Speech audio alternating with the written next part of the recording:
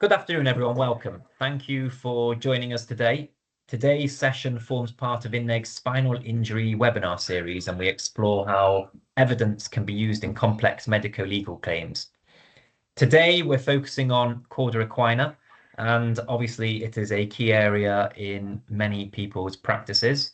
As you know, from an INNEG perspective, we have experts across the whole range of Cauda equina syndrome, from physiotherapy, as with Poorna today, and obviously surgery, neurosurgery, spinal surgery, and other neuro areas which might be needed. So if you ever did require an expert to support you with a case, go to our website, inneg.co.uk, and you'll be able to see quite easily how many experts we have in each of the different categories. But enough about us. Today, we are here very, very pleased to welcome Poorna Veerappa. He's a chartered physiotherapist and advanced spinal practitioner with over 25 years of experience. He specializes in complex spinal and musculoskeletal conditions and has been an expert witness for, I think, 10 years now. Isn't that correct, Poorna? Yes. Yes.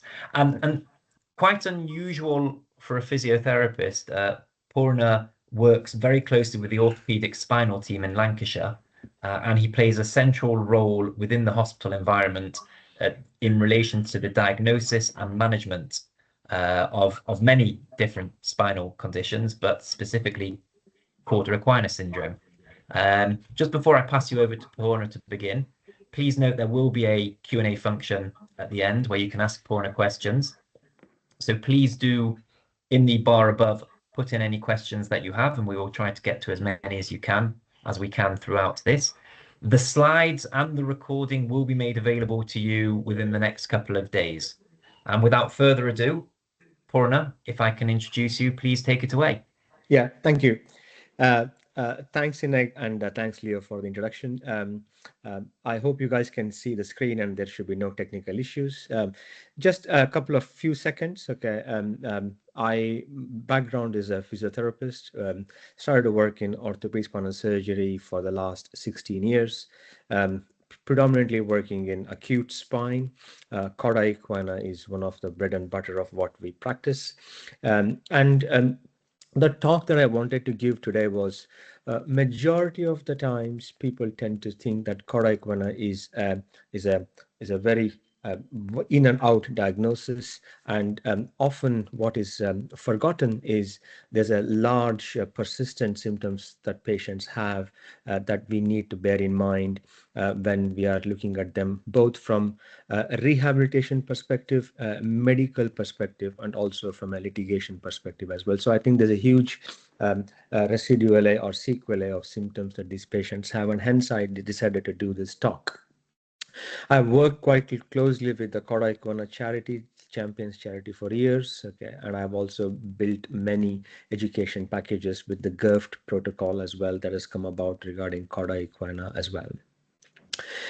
Moving on to the next slide. Okay, that is a brief introduction about me. I worked in this trust for 16 years plus. Okay, and that is my official title is Spinal Practitioner. Okay, and without spending too much time on this slide, the relative burden to the health for Cauda equina is comparatively quite low compared to stroke. Okay, and you can see that there is the incidence is about 2.5 compared to stroke, which is 275 incidents per 100,000 population. So relatively smaller proportion, but the impact that it has on people is quite high, simply because this happens in a relatively youngish population, people in their 3rd to 5th decade of life, which is the most productive phase of their lives, both from work perspective, and also if you bear in mind these are productive ages for people bringing up their family, young kids, looking after parents. So the burden is quite high for people in the 3rd to the 5th decade of life. Okay, so that's something that we need to bear in mind. We looked at the incidence. What is also important to note is It's slightly more prevalent in women than men. Okay, and also they say that about 2% of patients who have a lumbar disc herniation or lumbar disc collapse progress to what is called as Cauda equina syndrome during the lifespan of the disc collapse.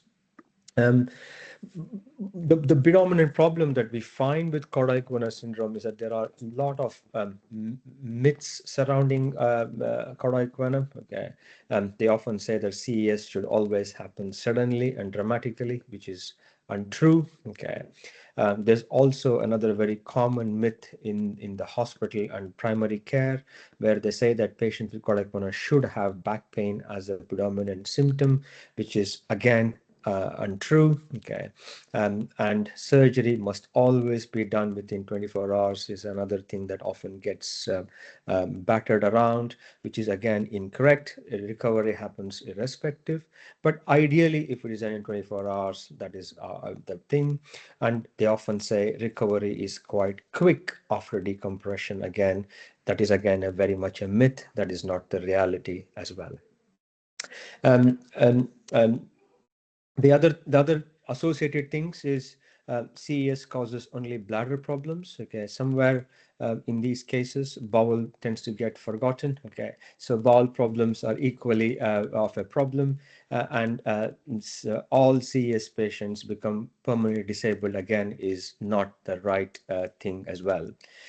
Patients do not necessarily have complete numbness, okay, and side anesthesia, again, that is being told around. Sensory change should be what should be more concerning rather than numbness, okay. And often people think that massive disc collapse only causes Cauda equina, which again is untrue. You can have an infection that can become an abscess that can cause Cauda equina. You can have cancer that is causing Cauda equina. You can have trauma, dislocation, fracture that can cause Cauda equina. Disc collapse is a bigger piece of the cake, but that is not the only cause for Cauda equina syndrome, is what we need to bear in mind when we see patients with symptoms suggestive of Cauda equina syndrome. While this is a relatively smaller incidence, okay, what is important to note is that there are certain positive things that are happening within the UK. Currently, we have a very well-written document by the GERFT, which is getting it right first time, that have come about with Cauda equina pathway. And then there are now spinal surgery centers like ours, which closely link up with the regional spinal cord injuries, like in Preston, we quite link up closely with Southport. Okay, and then there is a very clear standards of care document that is being vetted and approved by all the chartered societies and the royal colleges, and there is a well-established a video that patients are now given, rather than just handing a card to patients, that is more interactive. And also there is the Cauda equina Champions charity that is doing tremendous jobs in supporting, educating. They've got an app that patients are given, so which is all very positive, encouraging signs within the UK. And the issues that we often find with Cauda equina syndrome is that there is not a very common accepted definition of Cauda equina syndrome. Papers have, if I look at the papers within the last 15 years, there are 17 definitions of Cauda equina syndrome. But what I have pinned down on these bullet points in A, B, C, D is that patients should have one or more of the following. So if a patient is going to ED or going to their health practitioner or their clinician with one or more than one of these symptoms, for example, bladder or bowel dysfunction, reduced sensation around the saddle area, having some sexual dysfunction associated with those problems, and patients have back and leg pain, i.e. sensory changes or motor changes.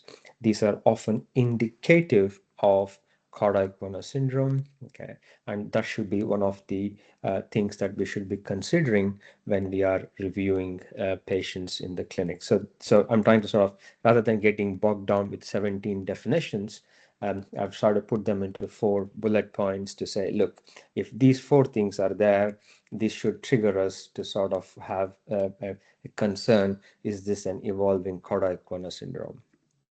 And how should a pyramid look like? Okay, so like most things, the base is bigger. So majority of the patients should have what is called as CESC, or what is called as Cauda equina syndrome early. Okay, and if that patient has a disc prolapse, you should suspect, or what we call as CES, and then you should be able to identify these patients, get an MRI scan, and evaluate these patients.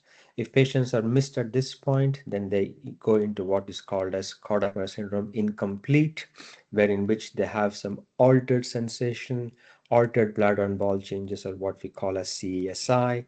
And generally, if you treat these patients from CESI, CESS, and CESE, the outcomes are excellent. Okay, and more or less patients go back to near normal recovery. Okay, and the final bits is CSR, where in which if the patients have gone into retention, that means that they have now got complete paralysis of the nerves, and that's why there is painless retention. And in the other smaller proportion is the CES complete, when in which there is complete anesthesia of sensation or bladder ball symptoms. So the pyramid says that the top half of the pyramid is poor prognosis. The bottom half of the pyramid, identifying patients, is got excellent prognosis, is what the research has confirmed to us. And these are the definitions. Okay, CESS is suspected, CESE is symptoms early, CESI is incomplete. Okay, CSR is retention, and CSC is complete. So that is essentially defining what that means. I just thought, rather than making this, I just thought let's talk about a couple of cases. Okay, so these are cases that has come to our hospital in the last 3 weeks. Okay, the first case here is a very classic presentation. 33-year-old male, has had back pain for months. Okay, but developed increasing pain for the last 3 days, struggling to pass urine, constipation for 3 days. Okay, it initially thought this could be due to pain medications, based these patients are often are. But what was more concerning was that he was developing numbness on the posterior sides of both thighs and around the back passage.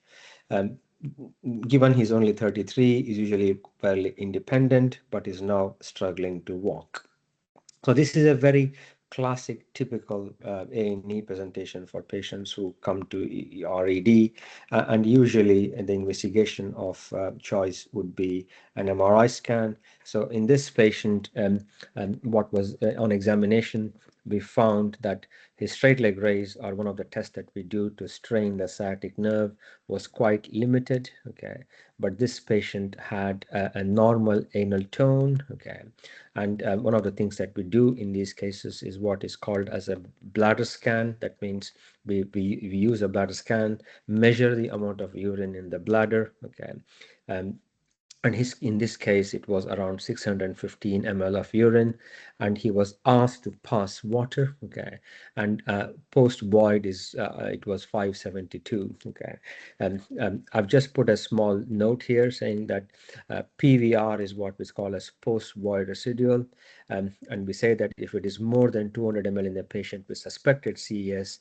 is 20 times more likely. Okay, and if it is more than 600 ml, to prevent bladder muscle damage, we tend to catheterize the patient in the hospital. So in this case, you can see that this patient, despite him passing water, he had a very high residual urine in the bladder, and it was more than 200 ml, and that's what we felt like we should investigate him with an urgent MRI scan. And MRI is the investigation of choice in these cases, as recommended by all the spine societies within the UK, and as recommended by GIRFT as well. The GIRFT gives us a very clear indication that if symptoms are progressive in nature, MRI scan should be done within 4 hours. Okay, and that was what was done in this patient. Okay, and you can see this is an MRI scan of the similar patient. What I have done here is I've taken a cut section or a cross section of the spine. So the left hand side of the screen is the side view of the spine, or what we call as sagittal view of the spine, and on the right side of the screen is the axial view of the spine. What I'm doing here is I'm just putting around, this is the disc there, okay, and that is taken at this level, which is a relatively normal level, okay. That is the normal disc at that level. That is the muscles of the spine, and that round thing there we see here is what we call as the spinal canal. And you can see the spinal canal is quite wide and patent, okay, and the small dots that you see there are the nerve roots or the sciatic nerve that is passing through in the spine, and you can see that it's relatively normal at that level. You can then look at the level at L5S1. So we tend to give names to the levels. Okay, this is the bottom of the spine, or what we call as the L5. That is L4. That is L3. And you can see at the L5S1 level in the spine, you can see that there is something happening here. Okay, so I have taken a cut section at that level and put that on the screen here, and you can see that there is a slip disc in the back at that level. Okay, and if I show the next screen, you can see that disc has completely slipped here and is pressing on the spinal canal, and that is causing compression of the cauda equina. So if I just go back a slide, that is the canal that is round and white with small dots. But here you can see the disc has slipped, and that is where there is compression of the cauda equina, which is a classic cauda equina compression. So there is a clinical presentation of cauda equina. There is objective findings of cauda equina. Okay, and the third thing is that there is radiological evidence of cauda equina. So those are the holy trinity. Okay, subjective, objective, and MR scan. So these are relatively small proportion of patients who present with all the three signs being present, okay? But that is essentially what we will say, that is a good diagnostic triage, okay? And the triage is pointing strongly towards CES. And that patient ended up having urgent decompression, and he will be followed up in the clinic in the next 6 to 8 weeks time to see how he's doing. We will then do a bladder scan for that patient to see how things are improving, is he voiding, and we also do what is called as urodynamic studies to see whether the bladder has recovered, and also assess him from the rehab point of view to see how he's doing as well. The second case is slightly different, a slightly elderly patient, or slightly middle-aged, 63, male. This is again a 4-day history of bilateral sciatica. Okay, patient says electric shocks when pain going down the legs. Okay, walking upstairs or stepping up the curbs is giving him the symptoms. Okay, there is some tingling as well, but interestingly, this patient has no urinary incontinence, but still has the urge to void, but had episodes of fecal incontinence, but did not have any saddle anesthesia on wiping the bottom. So that was the patient's presentation. History was relatively straightforward despite age of 63, no significant medical problems, fairly typical history, had a knee trauma, smokes around 20 cigarettes a day, drinks 4 to 5 pints of beer, nothing out of the ordinary. And in this case, this patient had a weakness in the left lower limb, okay, and his straight leg raise was limited quite significantly, but his post-void bladder scan was reassuring. It was 0 ml, okay, and his pre-void also was not significantly high, unlike the previous patient. So what we normally do in when we send a patient for cauda equina thing is that we normally scan the lower back as well, okay, but we also, in all these cases, we do is that we do a screening scan of the neck as well, just to make sure that there is no compression of the nerve. So if this nerve is getting squashed here in the bottom of the spine, what we also need to exclude is to make sure that he or she does not have any compression in the neck. That is, so it's the same nerve traveling from the brain coming down the spinal canal. And so here you can see in this case, this patient has quite significant slip discs at numerous places in the back. But what you also can see is that he has compression of the spinal cord here in the neck, both anteriorly and posteriorly, that may sometimes cause what is called a cervical myelopathy, or can cause pressure on the nerves here. So in these cases, okay, if you just decompress this level, okay, patient might not have full recovery, because the nerve is not only under strain at the bottom here, it's also at the strain at the top as well. So that is another thing that we need to bear in mind. But in this case, there was no significant compression, but the compression was all happening at numerous levels. So unlike the previous case where just one level was causing the compression, in this case you can see because of arthritis and general degeneration, the compression is happening at multiple levels in the spine. And so this patient ended up, and so this is the same picture showing it from the top. You can see that this patient had predominant compression here, and you can see the canal is no longer visible, okay, and that is a case of cardiac venous compression.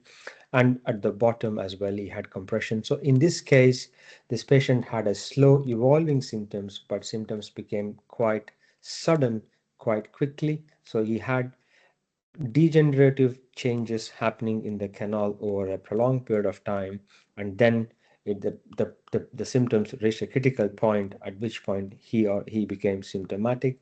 And so this patient ended up having urgent decompression. So this is a scan where you can see that this is all post-surgery changes. So they have removed part of the bone here, and created more space for the canal here. So you can see on this picture here, the canal is quite tight at that level, okay, and the bones were getting squashed here, and you can see here that this patient, that is all now opened up, and he's now had decompression at that level.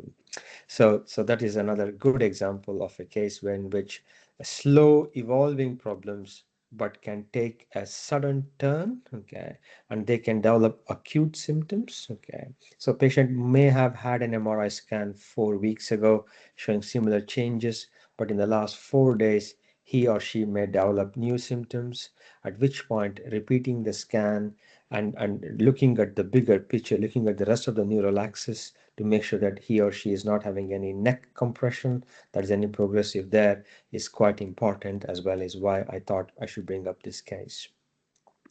The other things that that often we tend to hear from colleagues is rehabilitation is usually not useful in these cases, which is untrue. And there's always a thing within the community that litigation cases can sometimes exaggerate their symptoms, as well as often what is being what we need to bear in mind, which may not be necessarily true. What is the current evidence that we know? Okay, we know that um,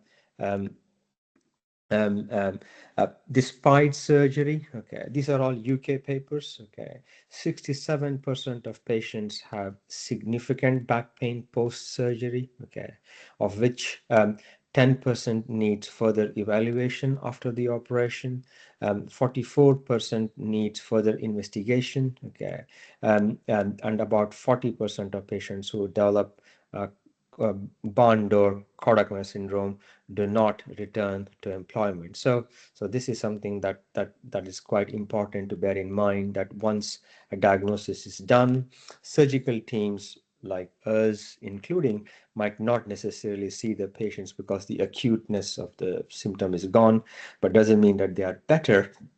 It's just that there is a very high proportion of patients who do not return to employment. And here you can see we looked at persistent symptoms. Okay, what you can see is when patients have surgery, okay, about 60% of patients have leg weakness, okay, at presentation. 83% of patients have bladder dysfunction. Relatively half the number of people have bowel dysfunction because the nerve roots are arranged in such a way that there's compression. Patients predominantly develop bladder symptoms first. Doesn't necessarily mean that that's the correct case, okay, but predominantly bladder is the dominant symptom, okay, but bowel dysfunction does tend to present in patients as well. And you can see in this study, okay, this is a male-female split, okay.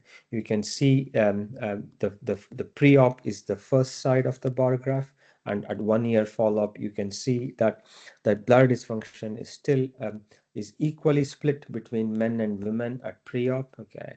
But a year post-op, women tend to have predominantly higher incidence of bladder dysfunction, and that's true for majority of the cases, both bladder and bowel, and you can see leg weakness as well. So bladder leg weakness tends to affect women much more than men post surgery as well. And we know that the leg weakness tends to get worse. Hence, there is a greater need for physical rehabilitation in these patients. The current GERF recommendations are relatively scant for rehabilitation. The GERF recommendations do not talk much about. They say that please commence physiotherapy day 1, and they often say that if pain is present post-surgery, consider an MRI scan, and if patients are pain present more than 3 months, offer root block injection. So again, GERF doesn't tend to talk much about what should be the rehab component with these patients. And again, there is some need for research and work in this area.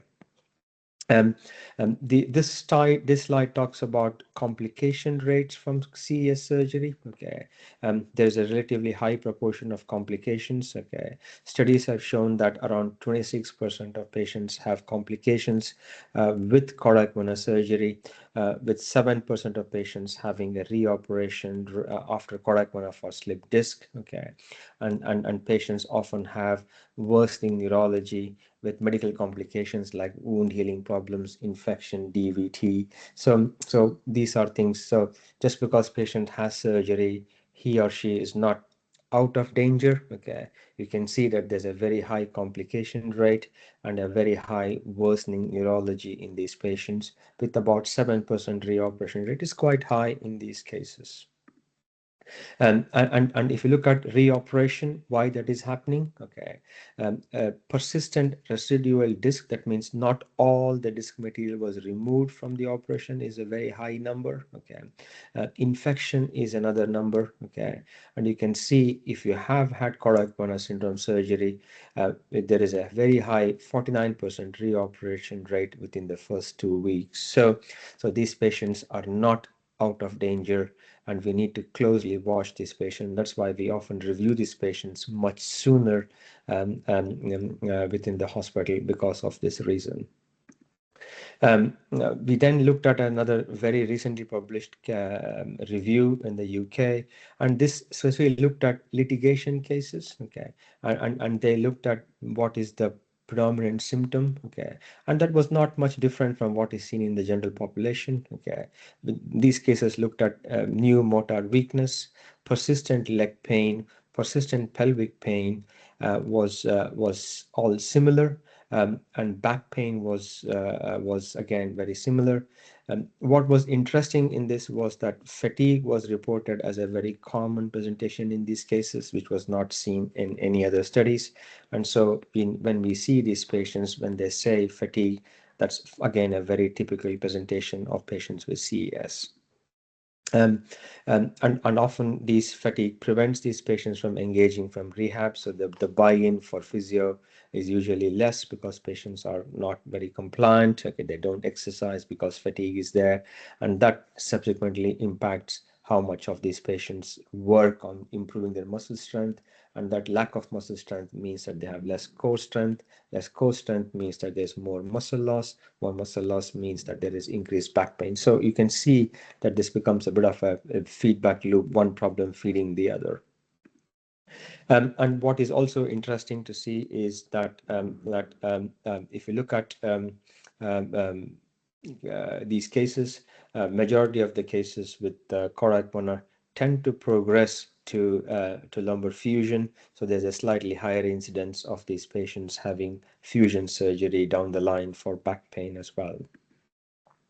Um, what is also important is timing of surgery. Okay, studies have shown that increasing tend towards fusion surgery if patients are treated within 48 hours rather than 48 hours to 10 days. So they're saying that if you have had Cauda equina syndrome, if you've had emergency surgery within the first 48 hours, studies have shown that there is a slightly higher predilection to having fusion surgery, but that is not necessarily the case. So timing of surgery there might be some link for these patients to having fusion down the line. Um, um, what is also quite interesting is to look at same site reherniation. So if a patient has had surgery at L4, L5, there is a 12% chance that this patient can have a slip disc at the same level, okay, within a 5-year period. So these patients can have repeated surgery, making the area more scar tissue, increasing the risk of back pain. And if a patient has had high loss of independence at the time of surgery, then there is a high risk for reherniation. And like most things, if you're a current smoker, because it affects microvascular circulation, there is a very high incidence for reoperation as well. So these are things that can be working against the patient as well. And this is a Chinese paper that I thought is a new one. Okay, this talks about what are the predictors of recovery from spinal surgery, and they say that if a patient has urinary incontinence, overflow bladder, low stream, defecation, fecal incontinence, and anesthesia. These are all hallmark features that patients can have that might be indicative of poor recovery. Okay, and they say that, and they have given some point system. Okay, they say that if you have a low stream, you have 100 points. If you have complete silent anesthesia, you've got this many points. And they say that if the patient is scoring around 148, okay, that's usually the cutoff or the sweet spot for these patients with things. For example, in a sample patient, say for example, this patient has stress incontinence, you give a certain point. If the patient has got fecal incontinence, you give certain points. If he or she has oracle bladder, you give a certain points. You add them up, okay. And if it's above 148, usually they say that these patients tend to respond poorly post-surgery. The key takeaways from my point of view is that there is, in these patients post-surgery, there's a very high incidence of back pain. There's a very high or increased risk of these patients needing further surgery in the form of lumbar fusion. Okay, there's a very high incidence of leg weakness. Women tend to be more affected than men.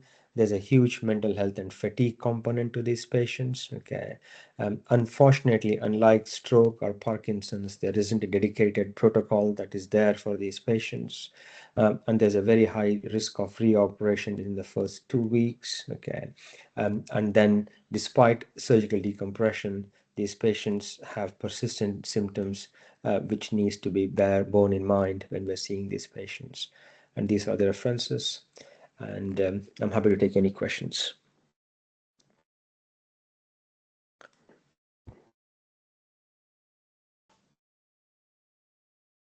Thank you very much, Poorna. Thank you very much for that. Okay, thank you. I think I can say on behalf of everybody that that was very interesting and very insightful, particularly with all of the different radiological images that we could see. There are a couple of questions in the comments, and Yeah. people, viewers, if you're watching, please feel free to place any more questions you have in the chat or the Q&A function. Just before we proceed into Q&A, I just want to advise everybody that our next webinar will be next Tuesday on the 28th of April, and it will be on hypoxia in birth injury claims, where we will have Dr. Benjamin Viaris de Lesegno, a consultant obstetrician and gynecologist, commenting and speaking to us on that particular topic. If you're not already registered, please do so. Back to today, and Poorna, one thing I wanted to ask you as I was thinking through that was with regards to your particular specialisms. Obviously, as a advanced practitioner dealing with spinal related physio, it's quite different from perhaps most physios, and it's a more niche role than what many people might have come across before. I'm wondering if you could tell us a little about your day-to-day, what types of cases you do, and also practically, what types of cases, what types of claims would a physio such as yourself consider versus perhaps the wider physio market and other spinal specialists? Yeah. Thanks, Leo. In terms of my typical day, my typical day is either we have an on-call week and a off week, or what we call as a hot week and a cold week. Okay, hot week is that we look at all spinal emergencies. Okay, and emergencies generally tends to be cauda equina, MSCC or cancer compressing the cord, trauma and dislocation. Okay, and when we look at cauda equina syndrome as a specific things, my role is these patients present to ED. Okay, and they are seen by a general A&E doctor. Okay, and these patients are with spinal problems are then bleeped onto me. Okay, I go see the patient in ED, see the patient in the acute setting. Okay, take a proper history, because let us not forget cauda equina is a clinical diagnosis. Okay, and an MRI scan is done to confirm the clinical suspicion. Okay, so you examine the patient, you review the MR scan images, get the scans done, assess the patient, get a baseline, and if the patient is having acuteness on the cord on the MRI scan, then bring it up to the surgical team who are one level below. They have decompression. The patient does not have surgical cauda equina syndrome, then we manage the pain, provide pain input, and then discharge the patient home. What I tend to see majority of the times with these patients is that patients have had multiple A&E visits which a proper history has not been obtained from the patient, or a patient, he or she has been dismissed and sent away. Okay, so patient being turned away from A&E is a very common frustration that we tend to see within our practice. Okay, and that's pretty much what I tend to be asked to comment on. Was the proper pathway followed with these patients? Was the patient assessed on time? Was the clinician considering this as one of the active diagnoses when he or she was seeing this patient? What was done to negate or confirm the diagnosis? So this is my area of medical legal work where I tend to come in. Thank you very much. Hopefully that clarifies everything for our listeners and our viewers. We have a few comments here. First one is from Maeve Holland, who has said, given your comments that surgery within 24 hours is not necessarily mandatory, where do you sit in terms of litigation, which is grounded on the alleged failure to undertake urgent MRI imaging and to proceed to surgery thereafter within 24 hours?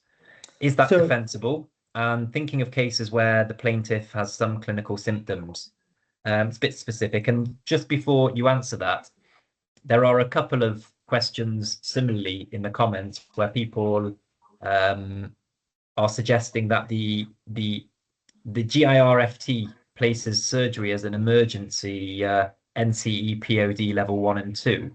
But obviously at the very beginning of your presentation, you suggested 24 hours is not necessarily mandatory. So Okay. wonder if you could clarify. Yeah, so just to clarify, so the GIRFT has clarified things to a large extent. Okay, so what we tend to now do is that we split cauda equina into symptoms that are static for 2 weeks, okay, and symptoms that are progressive in nature within the last 2 weeks period. So if you're seeing a patient where you're suspecting cauda equina syndrome, you've got an MRI scan that has got cauda equina syndrome compression on the MRI scan, GIRFT says that you don't have to have midnight surgery within 24 hours because the symptoms have been static. Okay, studies have shown that midnight surgery, okay, or surgery done out of hours has got higher complication rate. So what I was trying to say in that slide is if a patient, he or she has got static symptoms or no change in symptoms in the last 2 weeks, okay, and if the MRI scan is confirming that this patient has got Cauda syndrome, there is no immediate need for these patients to have midnight surgery with less trained surgical staff, with consultants and not senior surgeons being present. Theater staff are not spine sensitive. Okay, so that is what I was trying to say, Leo. Thank you very much. And I think that probably answers a couple of those questions that we've had in here. For moving on now to a different question, Tracy Amphlett has asked, for a medico-legal case, what would you expect to see in terms of physiotherapy initially and ongoing? And I assume she's referring to a Cauda equina related incident. Okay, so from my understanding is that this patient has Cauda equina syndrome. He or she has had surgery, okay, and this patient is having what should be the normal pathway for these patients post-surgery. Is that correct? I don't have any more details, but let's assume that to provide a suitable Okay. answer.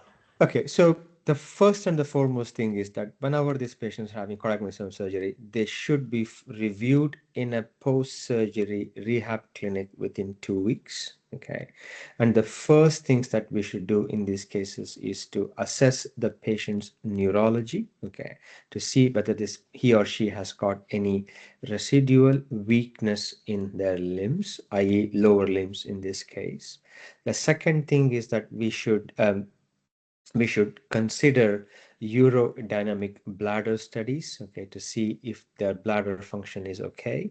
And the third thing we need to consider is that whether there is any wound healing problems or any other symptoms that are these patients are having. So once these things are done, the next focus should be on assessing the disability of these patients, and we tend to use certain scales called as the Oswestry Disability Index to see what is the burden of the disease on the patient's quality of life. Okay, and the rehabilitation should progress on back strengthening classes, back rehab classes, hydrotherapy classes, involvement of the pain team to make sure that these patients are having adequate psychological input. Okay, making sure that there is good nursing input, and more importantly, pain management input in these patients, because acute pain managed better prevents chronic pain. Chronic pain prevents fatigue. Fabulous. Thank you very much for that. Julia Hurlbot asks, first of all, she wanted to thank you for your very interesting talk and has asked a sort of a double-barreled question. What timescale is classed as urgent from diagnosis / decision to perform decompression? So what sort of timescale would be classed as urgent? And does leg weakness need to be bilateral to be considered early CES, which is a bit more specific? Okay, so urgent is patient presenting to ED within 4 hours. The patient should have had MRI scan, and if the symptoms are less than 2 weeks in duration, the current guidelines is he or she should be the next patient on the theater list. Okay, that's the current guidelines. Okay, that's what the guidelines say. Whether that actually happens in theory, we can start debating this the whole day. Okay, but that should be the current guidelines. And the second question is, should a patient always have bilateral weakness? The answer is absolute no. Okay, unilateral leg weakness is leg weakness with bilateral symptoms is of sensory symptoms is very classic of Cauda equina syndrome. And so to answer the question, no, unilateral leg weakness can still have Cauda equina syndrome. Thank you. Nicola Evans has asked, again, onto the GIRFT reports, how do the recent protocols apply in practice? Should all A&E departments be familiar with them and work from them, or are they not being utilized as fully as they should? And as you've literally just mentioned, she notes the threshold for an MRI is fairly low in them. Yes, yes. I can talk about the Northwest, okay, which is where we are part of the RSN. So every geographical area of England is got a spinal hub, okay. So Manchester, Preston, and Cumbria and Liverpool, we are part of the same RSN, and we meet every 3 months, okay. And the adaptation of the GERFT within the Northwest of England is pretty good, okay. Yes, you tend to have pockets of care where there is things could be done differently, but yes, the adoption of GERFT within the Northwest, where I can talk to, is pretty good. Fabulous. Okay, and obviously they should be followed. They should be uptaken and done, and this is the national practice. Yeah, the problem is that these are guidelines, and health professionals don't like to be told to what to do. Okay, the minute you tell them that is what you should do, there's a bit of a revolt in them. So you can only signpost clinicians to what is the best practice. You can't enforce it. Okay. No, but I think what perhaps Nicola is asking is, in your opinion, would you say that these guidelines should be utilized as much as Absolutely, possible? absolutely, and we have implemented this in some firmness within our hospital, okay, because we are a regional spine center, okay. So the Absolutely. problem is DGH practice becomes very different from a regional spine practice because our clinicians are more zoned in, they are more queued up on these problems. But a DC General Hospital or a DGH, you tend to have people with mixed experience. Okay, so I remember there are many people who still think that Cauda is a condition that they will never come across in their lifetime. Okay, so there is still a lot of ignorance that's in most cases. Absolutely. Thank you. A question from Alex DeBeck. She's asked, what are the common reasons, based on both your clinical and your medico-legal casework experience, for the higher risk of reoperation within 2 weeks? Okay, so one is inadequate removal of the disc material. Okay, is a very high thing. Okay, and number two is that these patients, because they have a large disc prolapse, these patients have a wider decompression, or a large part of the bone is removed. Okay, and because of a wider laminectomy that's being done in these cases, there is increased instability in these cases because of the operation, and that instability causes more reherniation because majority of the times there's only about 8 to 12% of the disc is removed. Okay, so the disc is still contained within the spine. Okay, and because of the wider decompression, that tends to become more of a problem. Thank you. We've had a couple of late questions come in as well, so if I can, just for a couple more moments. Alexandria Heinsohn has asked, what should happen if a patient cannot tolerate an MRI scan? It's quite an interesting one, practical as well. Okay, so cannot tolerate an MRI scan is a fairly common problem. Okay, cannot. So if I sort of subdivide that, okay, cannot tolerate MRI scan in my head falls into one, the patient is claustrophobic. Okay, so that is number one. That means he or she cannot go into confined spaces. Okay, number two is that the patient has had previous abdominal band operations or things like that where they can't have an MRI because it's contraindicated for an MRI scan. And the third thing is that these patients have a cardiac pacemaker or any other aneurysm or brain operations that prevents them from having an MR scan. So one is a pre-existing medical condition can be a cause. Claustrophobia can be a cause. And previous brain surgery or abdominal surgery can be a cause. And in these cases, the pathway is very clear.